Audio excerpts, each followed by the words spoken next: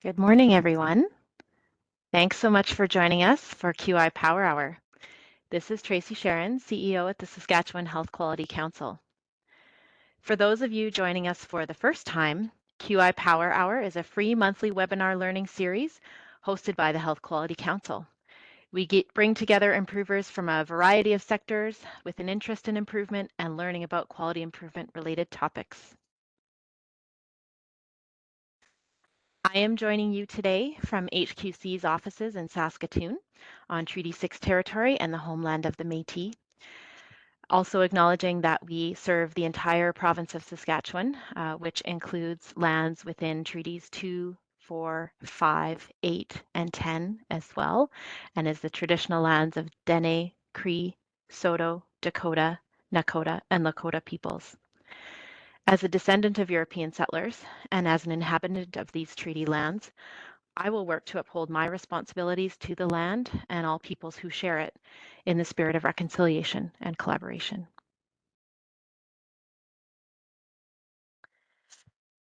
For those of you listening today who are liking what you hear, you can access past QI Power Hour sessions on our website, and there are recordings of all previous sessions on there.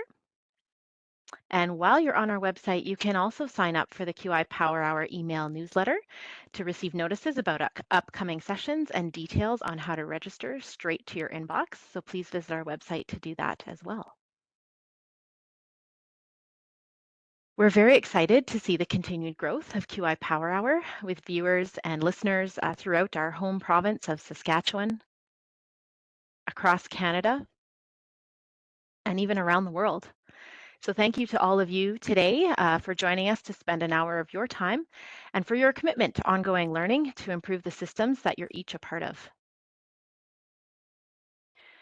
We encourage a spirited and lively conversation today in the chat function on the WebEx, and I see that several people are engaging in that already. I'm seeing someone can't hear but can now, so I think that's good. Hopefully that problem's been fixed for you.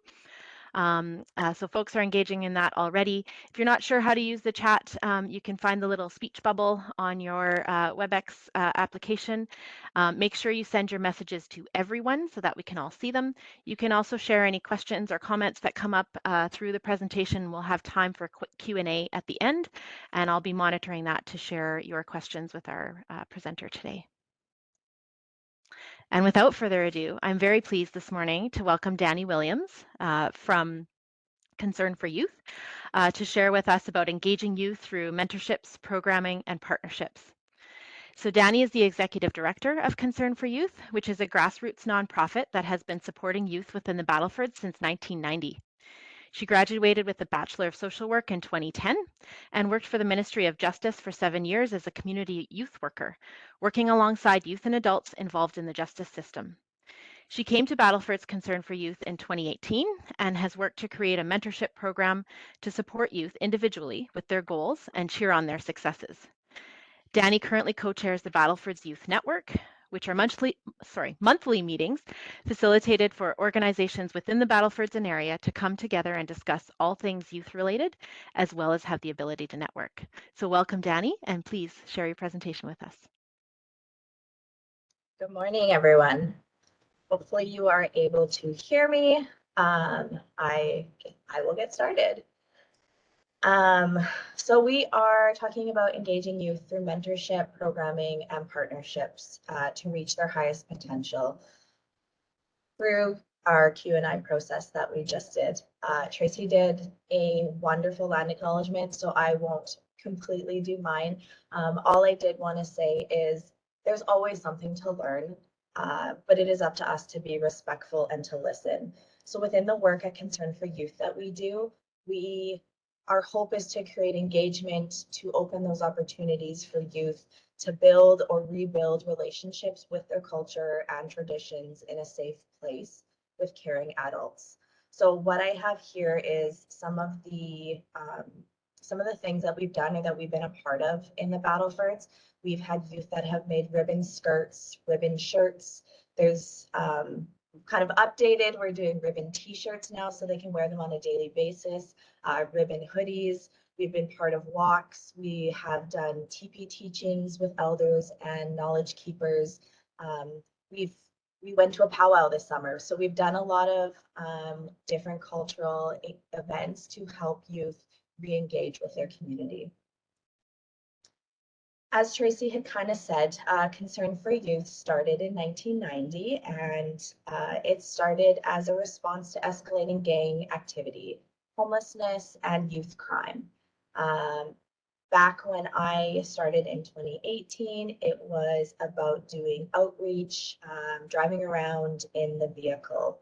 And now we have, moved past that. We have gone into mentorship, we have gone into programming, and recently, through the QI 6-month training and tools, we have been able to move even further than that and create a new strategic plan and continue updating our mentorship program, utilizing more voice and choice of youth and staff. So things are going well, but they can always improve. That's kind of what we say often here. Things are always going really well, things are really busy, but there's always an opportunity to improve on things. So I just wanted to kind of lay out, where we started to where we are now. So we've really grown. Like I said, we have gone from outreach to staff driving around in the work vehicle for their entire shift, dropping snacks off to youth and families, making sure that there's no youth on the street that needs any support, sometimes being in elementary schools to helping with their family fun nights, to now a more individual approach with mentorship, as well as group programming and different community partnerships. So we've really evolved in, not only just driving around and doing outreach, but really getting individual with the youth, getting to know them more personally, getting to assist them with building their own skills. We continue to grow in programming and mentorship. So back in 2019, we started our mentorship service back in May. Social services had approached me when I first started to say, I think there's a better way to support youth within the Battlefords, and we think that that would be a mentorship program with paid staff. And honestly, I was all for it. I thought it was great to start something fresh and to, do more one-on-one work with youth in the Battlefords. So since May of 2019, we have had 165 youth referred. 132 of those have self-identified with Indigenous heritage. And actually, it says we only have 21 active files, but we have 30 now, and we only have 3 on the wait list. That often fluctuates with referrals coming in consistently. So staff are usually carrying 12 to 15 youth on their caseload, which they are seeing often weekly to bi-weekly. And it can last from, a month to, we have some youth we've had since 2019, so for almost 4 years. It just depends on the goals that they have, on the supports that they need. Some have closed and reopened, which all of that can change, right? So instead of calling it a closure, we call it a celebration. Multitude of reasonings. They've completed goals, they've moved communities. We're still celebrating that they have been with us, that they have done things. And those not engaged or interested, we're obviously not celebrating that. However, we're celebrating that at a different time in their life, they are always welcome to come back. They are not, blacklisted from our community if they're not currently engaged now. We want them to be engaged in order to work with them. We don't want to force them to do anything. We never want to force a youth or a family to participate in something that they're not ready to participate in. When they are ready, they are more than welcome to come back to us and to move forward in, that mentorship side of it. So where we were in the beginning to where we are now. So as you will see on the top left-hand corner, that was our logo when we first started. We changed it to the yellow logo. We knew we needed to change it because of the focus in the news around hundreds of thousands of missing and murdered Indigenous women and girls. with the campaign with the red handprint, we knew we had to change our logo. We didn't want to take away from the importance of that, and we had a lot of people questioning our logo at the time. Fair enough. So we reached out to the community, and we had a youth come up with the logo we have today. So it's bright, it's simple, it's easy to read. At that time, that's what we needed. We needed something fresh and bright. So we started off in 2018 in a basement of a larger building in a one room area with 3 of us staff with no windows, no natural light, just one big room. It was quite dark. And when we changed our services over to mentorship, it didn't work. We had staff wanting to bring youth back to work with them, but we were all in one space. There was no privacy at all. So through 16, 17 different spaces we looked at, we finally found the space that we're in now. We moved right at the beginning or right at the end of 2020, March 2020. But it's a more centralized location. It's across from the Battlefords Library, and it's beautiful. There's bright windows, as you can see. We're able to put things, on the walls. We have our entire office is filled with artwork. There's things behind me in my own office. There's artwork everywhere, which is amazing. You walk into this space and you feel very welcome. It's very bright, it's very colorful. That's what we wanted. That's what we wanted for our space, for our youth to feel comfortable in the space that they're a part of, that they are utilizing as their own sort of thing.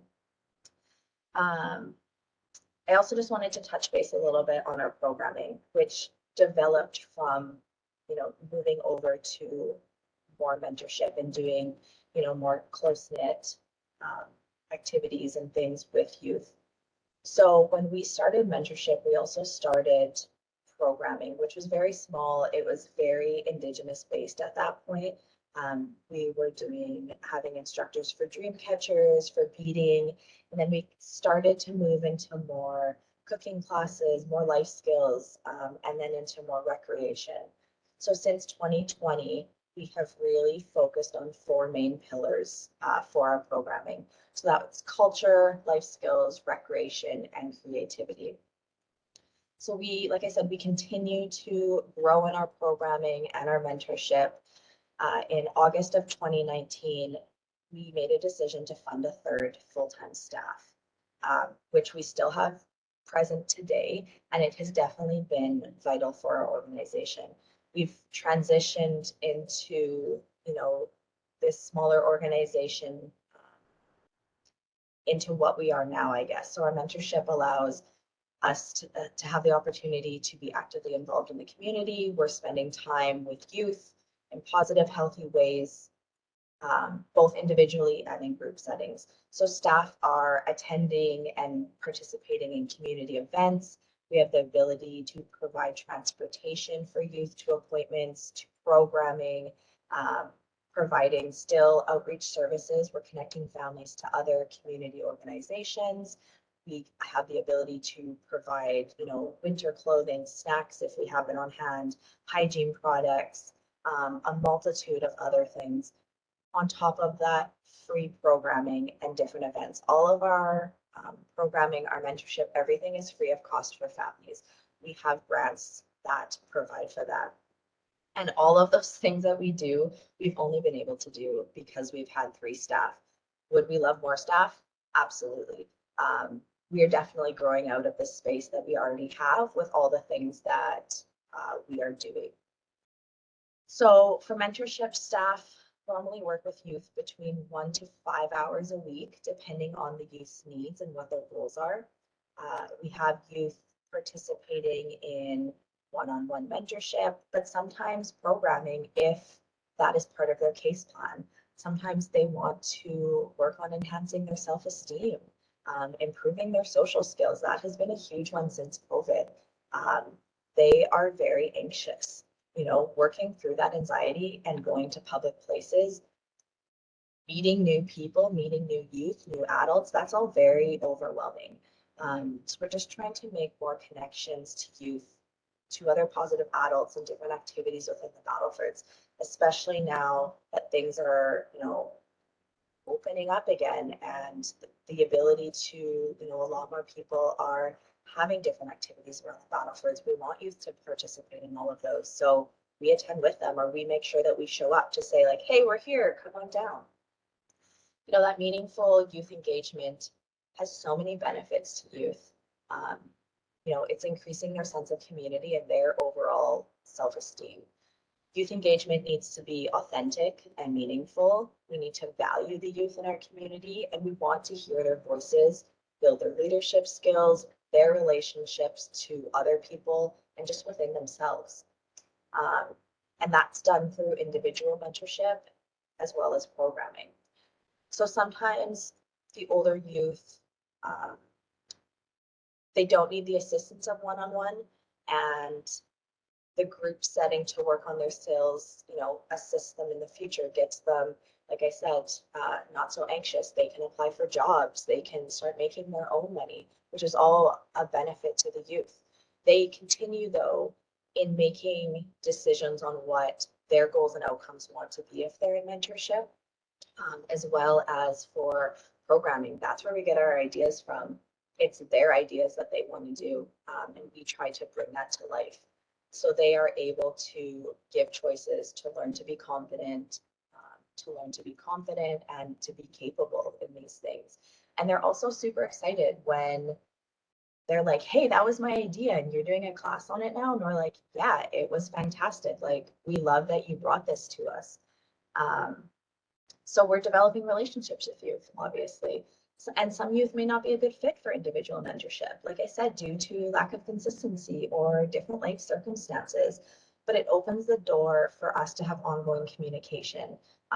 Like I said, whether that's just them feeling that they are able to contact us for transportation or to print a resume off for them, to even have the ability to stop by to talk to one of the staff if they're having a bad day, which, let's be honest, it happens more often than not lately, especially with everything changing around the world. It's about, like I said, building connections. So all of these things have created amazing um, these amazing collaborations and initiatives that we've been able to do with all the youth voice and choice that we have offered. So now onto the QI perspective. So back in March, some of my board members sent me the QI email saying, hey, this is something maybe you'd be interested in. And I'm not going to lie to you, it was really scary. I was not sure that it was, that I was going to be good enough for it. But I went through the process, I registered, and I was like, you know what, we're going to try this. There's always, like I said, again, there's always something to improve upon, even if you think things are going well. So that was our focus. Our focus was, how can we, bring mentorship to be even better for our families and our youth? I was super overwhelmed at the beginning. But I took notes, I listened.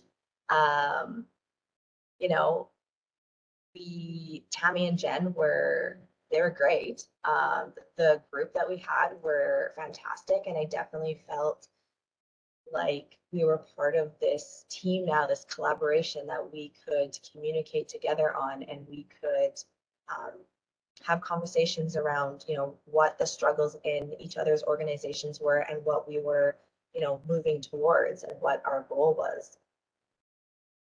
So we had to start with an aim statement. So my aim statement was to improve the quality of mentorship through monitoring new forms and procedures.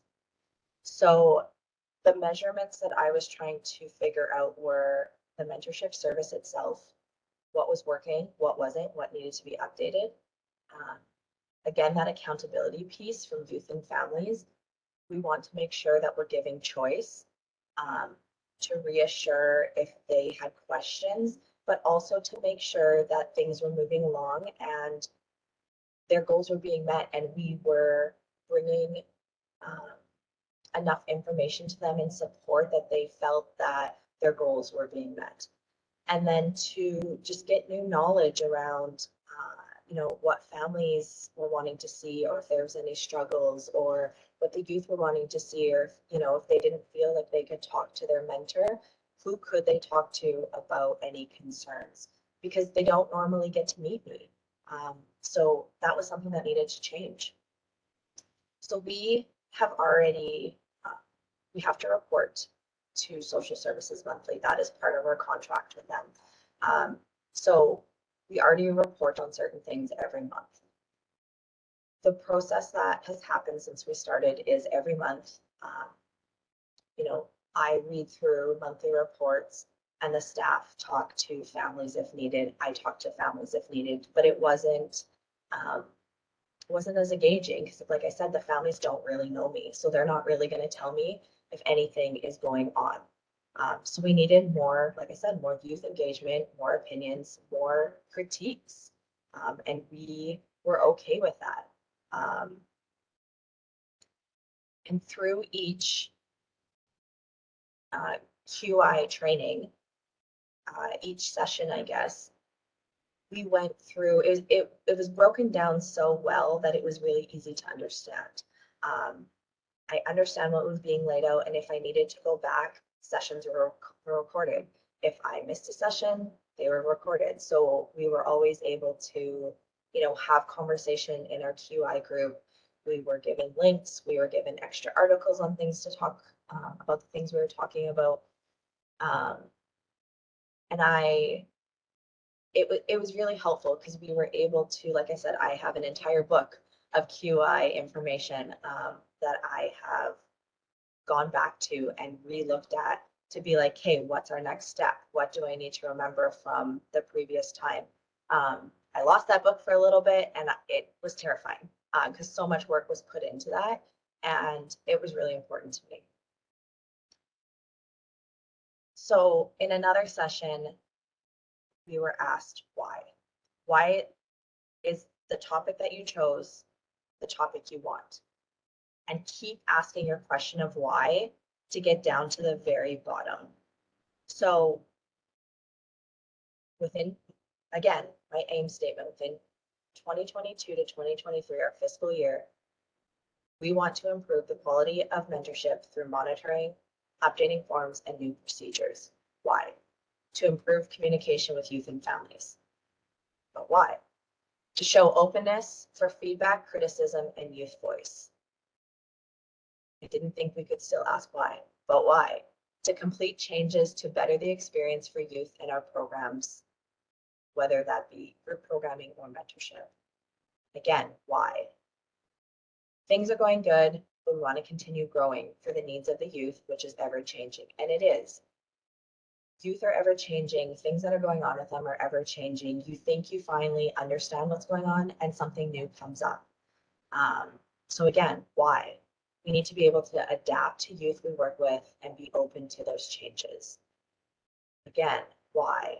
To better support youth in their day-to-day struggles and to be a positive adult in their life, to celebrate their successes, especially for things that they do not see as successes. They don't always believe us when we say, you're doing amazing, great job. And that is really hard to hear for them. So again, why? Because everyone deserves to have a voice, be listened to, and given guidance. And at that time, I'd stopped there. It got very deep, I felt at that point, continuing to ask why, which was the whole point of it. Let's get down to the very bottom on why. And it honestly, it made sense because I could continue to ask the question and something new in my head would pop up on the reason why we're doing this. I really like the driver diagram. There's a couple of things that I have in my slides are the things that I have utilized this entire time. This being one of them. It laid it out really nice for me. Again, there's a potential that I probably, there's something that I may have laid out improperly, but to me, it made sense. So again, through improving the quality of mentorship through youth voice and communication, what were our primaries? So it was, where's our direction going in Concern for Youth? we need to update and create mentorship policies and procedures. We have policies and procedures for other things, but for mentorship, it has never happened in the last couple of years. We need to mainstream experiences for youth and families. So not every youth obviously is the same, but our process should always be the same, understanding that that for sure changes depending on the youth, but we should always have a beginner process and have my staff feeling confident in their roles. That I have had a lot of staff changeover. It's a tough job. They work really hard. And the hours are not 9 to 5, they are 1 to 9, which are also very difficult hours to have a life around. It's a very difficult shift. So it's important for me that my staff are feeling confident in what they're doing. And like I said, if we have mainstream, layout of how things are done and policies and procedures, that definitely obviously helps with that. So my secondary drivers were to communicate with the board. They knew that I was doing this QI process. We ended up getting connected with a consultant, so which has been fantastic. We have updated our mission, our vision, our values. We have a brand new strategic plan. It's not fully ready yet, so unfortunately I can't share it with you yet. But that was the change idea. We needed a strategic plan to guide us because since I have been there, we did not have an updated one. We had one. I can say we've successfully pretty much completed everything on the old strategic plan and really moved forward with that, which has been really amazing to see as well. But we needed an updated one, and I needed to meet with staff and get their opinion again, get their criticism on what is going right and what needs improvement within mentorship. And that was a reality. We, like I said, because of the staff turnover, it was harder to do that. Just because you would finally get staff, comfortable in what they're doing, and then unfortunately they would leave for various reasons. So finally being able to sit down with staff and saying, okay, let's go through and give me all your criticisms. You're not going to hurt my feelings. This is something that we need to update, and that's okay. And again, having the consultant, she's currently going through all of our policies right now and assisting in creating some new ones for us for mentorship, for programming, for again us to have something to fall back on, which again is a good upgrade. Again, get youth and family feedback and get feedback from the staff, creating updated forms, creating a welcome package for families, getting their feedback from mentorship and all of those different things. And have staff involved in this process, have families involved in this process, because that's who it's for. I'm not the one working with the families directly, it's the staff, so they definitely deserve to have an opinion. So then again, these are just some of the different items that we've used that I used in the QI collective.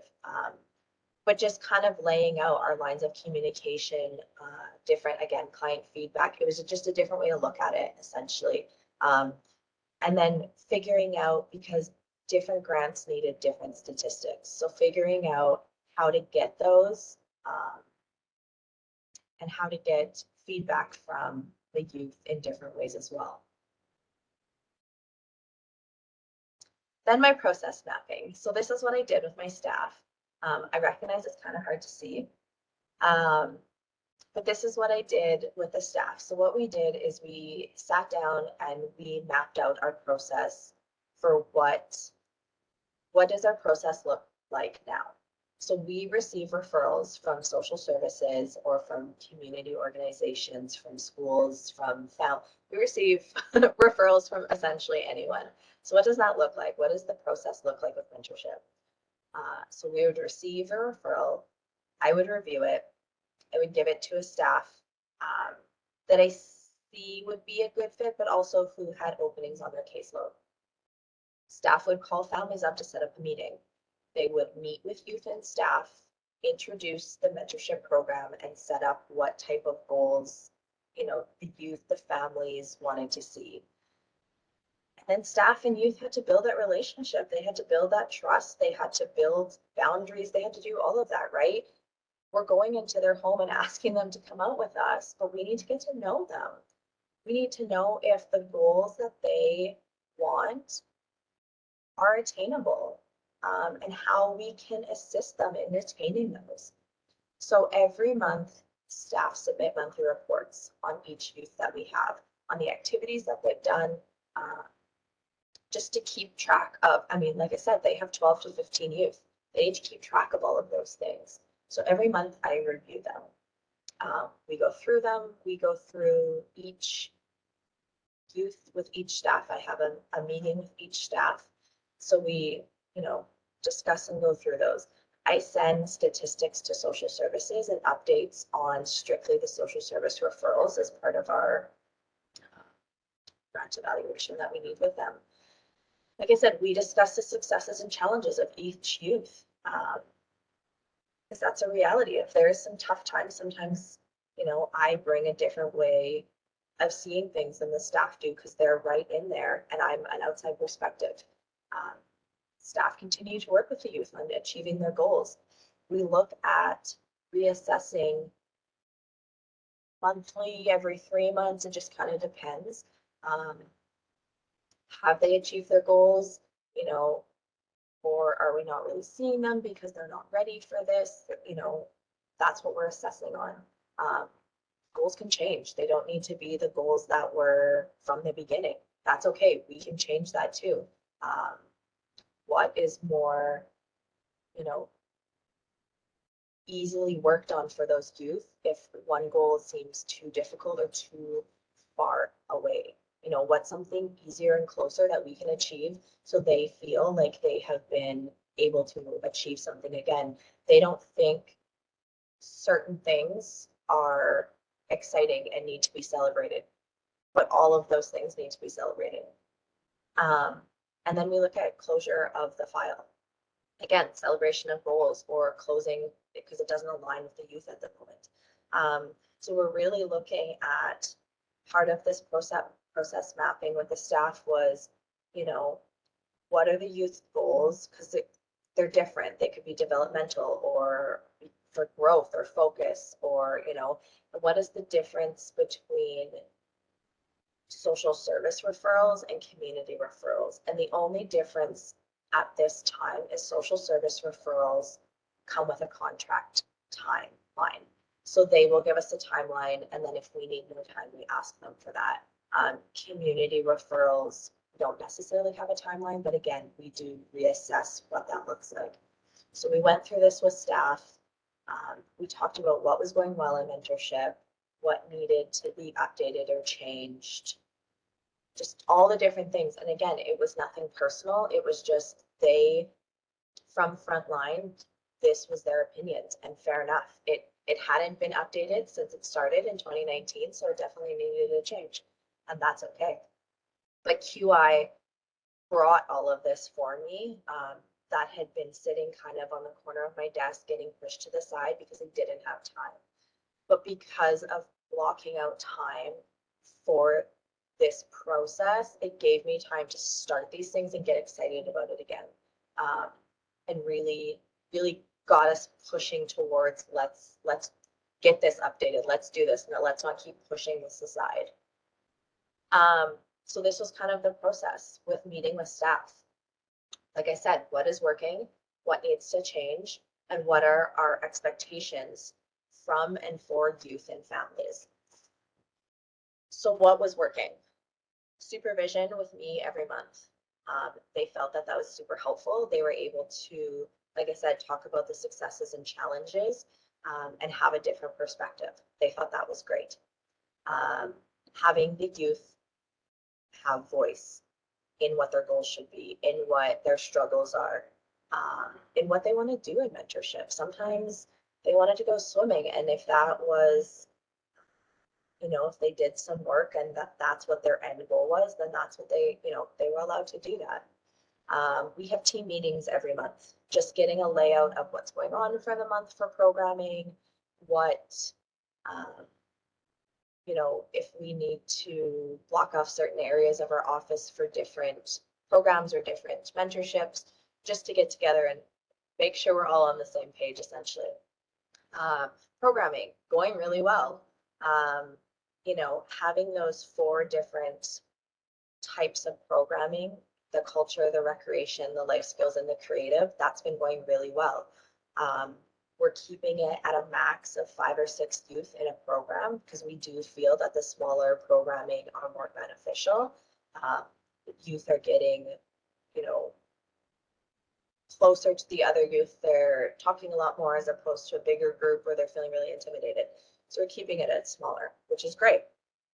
We're having informal discussions with youth and families, whether that be within mentorship or whether that's just families that come to us for different questions. That's going really well. We're able to handle that. We're able to do that.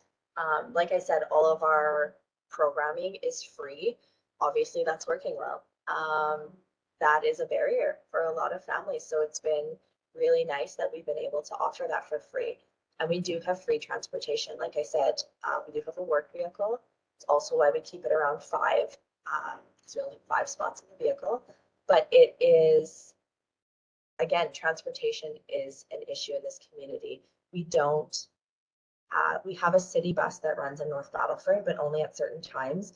And the bus doesn't go to Battleford, to the town of Battleford. We also have some youth sometimes that come from out of town to our programs if their families bring them. Um, so it's just been, that's what's been working. And those are really great things that have been working. What needs to change?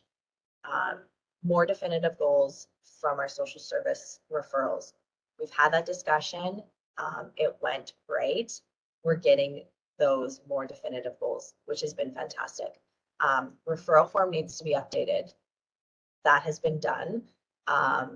It will get rolled out probably within the next month or 2. We just need to check it over a little bit more. We just need a little bit more information. Again, that was an easy change that we could do. It just hadn't been done yet. Mentorship policies and procedures, working on it. More support for check-in and supervision. So in that sense, that is us checking in with the families and the youth to see how things are going. And that includes me checking in or somebody, a different staff checking in and the staff that they're working with. We're still trying to navigate around that. Like I said, we have 30 open files right now. That is a lot of people to call every month to every 2 months. So we're trying to figure that out through our policy and procedures. But it is something that, again, we know that needs to change and we need to do more of that to provide more support to our families so they feel like they are able to talk to us if something's going on or if they're struggling with the mentor that they have, they can communicate with us. They shouldn't be, afraid. Again, we appreciate the criticism because we want to update and make things better. And to create, like I said, a welcome package for families to go through at the first meeting for mentorship. It is also on its way. We're just finishing that up and should hopefully be rolling that out in the next month or 2. Just to give them, again, that expectations for them as well as what are expectations of us that you can hold us accountable for, because it's not just on our youth and families. If we're showing up late or we're canceling, that's not good either. So there are expectations that the families can hold on us as well. And so those are some expectations that we expect from the families that we've just been having struggles with, I would say, in the last 6 to 12 months. Cancellation, obviously, if you're sick, totally different story. However, if something comes up, please let us know. No drugs, no alcohol. We don't want our youth to be intoxicated during mentorship, because that is, you can't have a conversation. No weapons. It hasn't been a huge concern, but just to be mindful of that.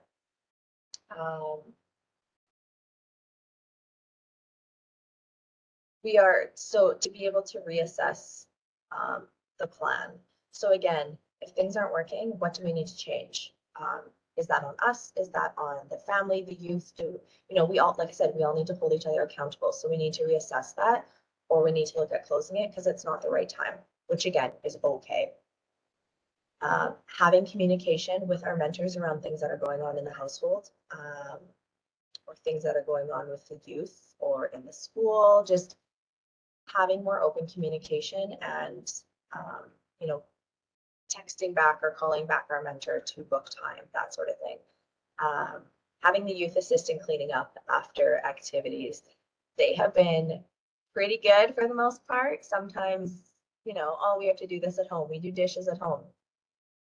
This is part of that though, right? This is life skill training. You're going to live on your own or with someone, and you still need to do the dishes. You still need to sweep the floor. That is an expectation. So it's also an expectation here in our office. So much as they don't like that, that's part of it. And if you need to reschedule, it may not happen within that same week because again, our mentors have many youth that they're trying to fit into a weekly schedule. And it's not always possible. Don't always have the availability. So that's what we determined meeting with staff. So I kind of laid this out. This is where we're at now. We hired a consultant. We're working on the strategic plan. We are having more open conversations around what's working and what's not. Again, I take no, you know, no personal issue with the staff coming to me and saying this isn't working. It's something we set up in 2019. Things are changing and we haven't changed it yet. So nothing personal if the staff come to me and say, this isn't working. We still want to create kind of a manual for the staff when they first start to say like, this is mentorship and these are expectations for you as staff as well. Like I said, the mentorship referral form coming along, document for families coming along. And this has all been part of the QI process, and it's really pushed us along, and I can't say enough good things about it. Like I said, from the beginning when I was terrified to do this to where we're at now, it makes me so excited that we have done this amount of work in the last, 6-7 months.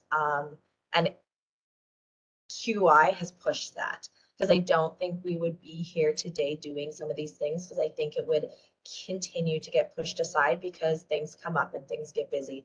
But we have prioritized this because I had meetings about this and like I said, we did diagrams and it was really actively engaged in these things. So it definitely pushed these things along and it's been fantastic. So again, the topic of exploring ways to meaningfully engage with youth and staff to determine what's going well and what can be improved. Just again, being transparent. We are only a staff of 4. That's it in our office. So we see each other daily and communicate daily to support each other. If a staff is sick for the day, I'm the one calling families and, canceling, or one of the other girls are. We help each other out in programming. We connect different mentorship kids sometimes together to, socialize because that's part of their goal. We communicate with other agencies. We've gotten referrals from many other agencies. We've had communication with other agencies just around different supports for the youth in the community. It has been the amount of communication around, just the people in our Battlefords community wanting to support the youth has been amazing. I can't say enough good things about it. We've had a lot of changes in the last 4 years. Like I said, when I first started, we pretty much changed the program tenfold and created a mentorship program within 5 months of me starting at a brand new not a brand new organization, but to me brand new. And things hadn't been changed since then. So it was time and it's going well. There's lots of amazing things happening, and I know I haven't established all of it because this focus was on the mentorship side, but there are so many amazing things happening, and it's amazing to see the growth in the youth throughout the years. Like I said, we've had some youth for the last 4 years, or youth that have started 4 years ago that we're still connected with or still come to programming. The changes that we have seen, and it is not just due to us, it is due to these youth and the things that they're doing. Um, it's really amazing to see, and I am so proud of, you know, the things that the youth have done, the hard work that the staff are doing. It's amazing. It's amazing to see, coming from a government side and not being able to provide some of these things, to coming to the community side and being able to do these things, but working with our government side. It's very neat to see. Okay.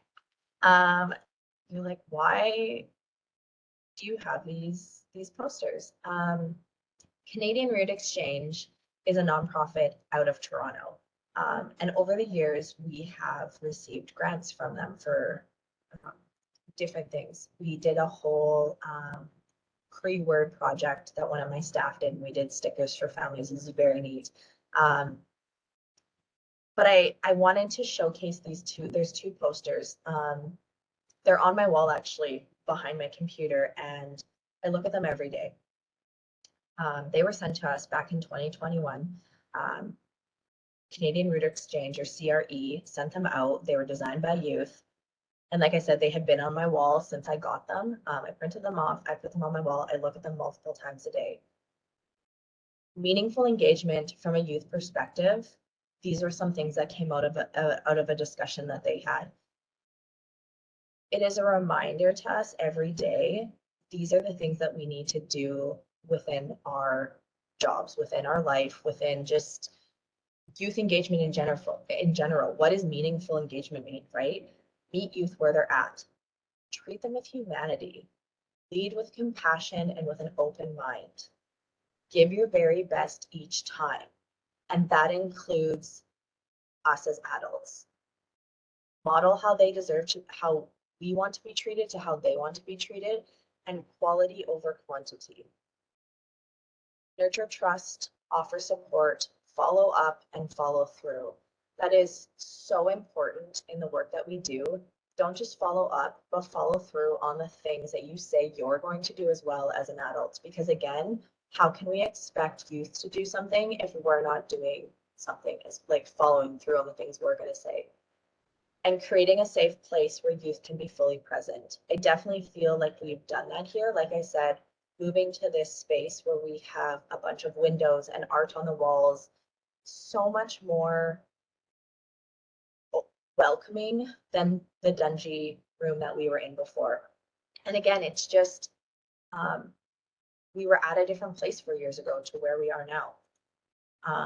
And then this one as well, just different community engagement and that circle of support with adults.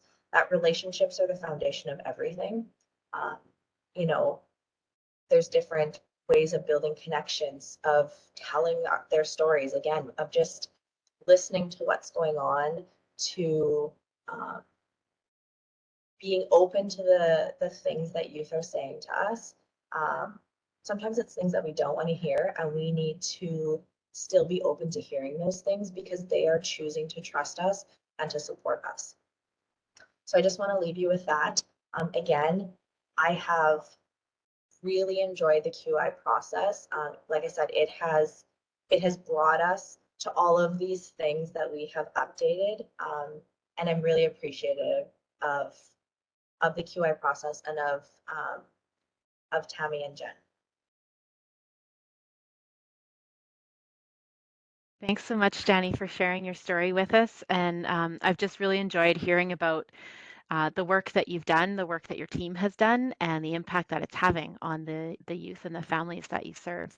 And I see a couple of comments in the chat as well, thanking you for sharing your story and your presentation and the work that you've done as part of your QI learning and process. We have about 10 minutes left in the session. I think we have some time for some questions or comments. If folks would like to share those, please feel free to do that in the chat.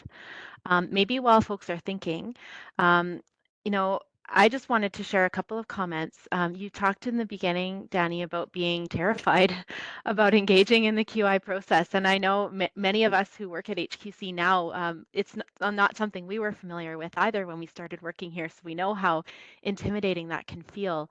Um, but I wanted to commend you and your organization for being courageous and taking that leap and trying something new and opening yourself up to, potential criticism, to ideas for how you could be doing better, because it takes courage to do that, and it takes a commitment and a motivation. And I know several times you talked about things are going well and they can always improve. And so I think that speaks to both kind of your motivation and your mindset that brought you to this place in the first place and the culture that you're building within your organization. So I just wanted to commend you and your organization for doing that. And it sounds like it's having great impacts on the work that you do every day. Um, One question I had, and I know this is a struggle for a lot of people, and people listening may be wondering about this too. You talked about participating in the program kind of forced you to block some time for improvement, for doing the tools, for having the meetings, for coming up with the ideas. And I know that's a struggle for a lot of people. So can you say a little bit about how you were able to do that, and how you continue to do that in your work every day, if you have tips for folks on how to accomplish that? So it was having to block out time for all of the QI meetings at first again felt very overwhelming, um, because we have other things going on all the time, right? That doesn't change. We're all very busy people. So for the QI portion of it, obviously I blocked off all of those dates and times to participate in all of the different meetings. And then throughout that process, like I said, we blocked out time. Um, I mean, I spoke about it at board meetings, so that's already blocked off time. But for staff, I was like, we are blocking off time. We are talking about this. I'm not pushing this to the side. Um, we have a whiteboard. I brought the markers. We had a whole mentorship evening session, chat, supper. We did a whole thing. So we all made sure to block off time to have that discussion because I said, this is important. I want your feedback. I want your criticism. And again, no hard feelings. Let's block off time and let's do this. And then from there, I just, again, made myself block up time to keep going with this because we're still going through the QI process. And it was on the top of my mind being like, this is exciting. I'm so glad that I have these items um, from the process because I think that was the hard part is how do I start? Where, like, where do I even begin? Because it was very overwhelming. So being able to go through different sessions and coming back to it and bringing more ideas and thinking about it throughout the weeks leading up to the next session, it got me really excited. And it was nice to have a place and people to start with, because that was the hardest part. And I think that's why I kept getting pushed off to the side because it was never going to start. I didn't have these tools. I didn't make time to find these tools, but I was given these tools and now I'm like, okay, yes, let's go. So like I said, we put everything on the board. I had sticky notepads. They're still over here. I also look at them often. And like I said, to be able to go through those and to move forward on something like that, it was definitely the kickstart that we needed. And like, again, I can't say enough good things because I'm so happy that it kickstarted this to move forward and to update things and to keep pushing us to expand things and to ask questions and to make things better. So that's how it works for us. And now I just block off time to do it because I'm in that process and I'm excited to keep moving to do it. Great. Yeah, thanks so much. Yeah, I think that's a pretty common experience for a lot of folks is the idea of change just seems so big and you already have a lot of work to do that you just don't know where to start. And so sometimes just having that little nudge can be the thing that gets you going. The other thing I heard in that, that might be helpful for folks is I think what you talked about a little bit was that idea of feeling accountable to someone to start and to use the tools and to go. And so maybe the idea of an accountability partner might be something that could be useful for people to stick with it. And I think also just again, just hearing you talk about and demonstrate the importance of the work as a leader can help, you and your team build the time to do that. So again, kudos to you on that. I'm just going to check the chat and the Q&A to see if there's any questions or comments. I think just a lot of expressions in the chat of gratitude for you joining us and sharing your story, and people just really enjoying hearing about your work, being inspired by it, and a great way to start a Friday morning. So lots of comments to that effect. But maybe one more question while people think, because there was something else I was curious about. And that's you talked about opening up to your clients and families for them to offer their critiques, their ideas about what's going well, what they'd like to see change. How did your clients, the people you work with, the youth and their families react to this process and what you were doing? So that we have kind of just started asking them about that. I think they're shocked that we care about their opinion. Um, I think, especially with the guardians, it's like, why does it matter what we think? And it's like, it definitely matters. You guys are a part of this. And again, every family and every person is so different. We appreciate the different views of it. We may not necessarily follow all of it, but I think it's important that you guys all have an opinion on this. What do you guys find is working or not working? And I mean, every person works differently. So all three of my staff do things very differently. And I know that we've had some different views from families with their mentors and some, some clashing of thoughts through that. But at the end of the day, you know, we just want the same thing that the guardians want or that the youth want. We just want them to be successful. And everyone's going to be successful in different ways, and it's going to lead you to a different path. And you may leave and you may come back. Um, but even the youth are always interested in that. We want to ask them, what they feel is how things are going in any sort of view, even with programming. How do you think it went? Be honest. Really? Like, really be honest? And you're like, yeah. Like, it's okay if you didn't like it. If it sucked, tell us, because that just means we're going to change it for the next time and try to make it better. Because again, we're not doing these things for us, we're doing them for you. So it may not make sense in our head, or we may not have thought of some of these things. Um, but if you're thinking them, I want to know that. So, like I said, just I'm very transparent with all of our families and youth. It's like, no, I want your opinion. And again, it's okay if something is going wrong and if you're upset about it, we do want to know because we want to make you feel comfortable. So I'm not sure that they get asked that all the time. And fair enough. Like I said, sometimes you can't. In organizations, you don't always get that opportunity because there are processes in place. But that has been something that has been really important to us. And again, it doesn't mean that it's always going to happen. But I still appreciate the feedback nonetheless. Excellent. Thanks so much for sharing that. I think, it gives the opportunity to build some partnership between the organization and the people it serves to say, we all want this to be better, but we can't do it without that communication and that feedback. So we're nearing the end of our time. I want to thank you so much, Danny, for joining us and telling your story today. I think it was very inspiring to all who heard it, and to thank you and your organization for the work that you do every day. I saw several examples of your commitment to the people you serve and the impact this is having for them. So I want to thank you for that as well. I'll just kind of got a few slides left to wrap up the webinar today. You may have seen the beautiful I Love QI socks that many of us are sporting. You can get your hands on these socks if you become a QI Power Hour speaker. So Danny, you can expect to see a pair of these socks come your way shortly as Fantastic. a token of our appreciation for joining us. So we hope you wear them proudly. If folks listening want to get your hands on a pair of these socks, please pitch us. We'd love to hear your idea for becoming a QI Power Hour speaker. So feel free to get in touch on our website. After you leave the webinar, you will be taken to a post-webinar survey.